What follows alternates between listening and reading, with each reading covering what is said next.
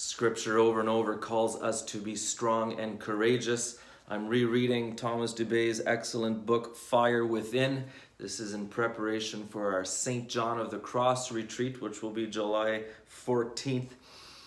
The author, Father Thomas Dubé, is speaking about humility, and he speaks about how St. Teresa of Avila, when she was younger, and he quotes her, she says, she was very fond of being liked, and this was one of her primary weaknesses as a young nun.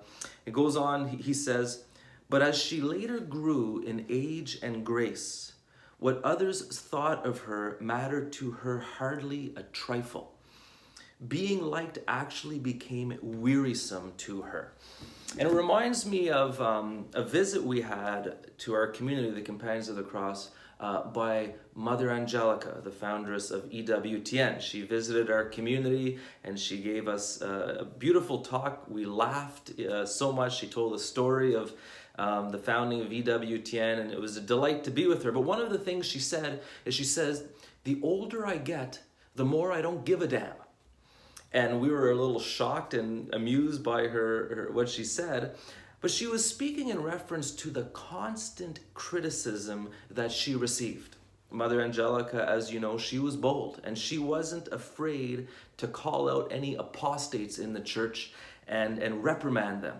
And again, she was just surrounded by so much criticism. But she knew that she was on a mission from God and that she couldn't live in other people's minds. She couldn't make her decisions on trying to please people. She had to do what God was calling her to do. So she said she didn't give a damn. Kind of like Mother St. Teresa of Avila, she says the older she got, the more she didn't care what people thought about her. And this is healthy. Now, it shouldn't be misunderstood. As Christians, we must be charitable. We must be kind to people, loving. We must be considerate to people. We must never bruise a crushed reed. We must never crush a bruised reed. However, in that humility and meekness, there can be a boldness, a firmness, a courageousness that, yes, it might offend people who do need to be offended. So, pray for the grace to have this holy boldness, but never lose the love we're all called to.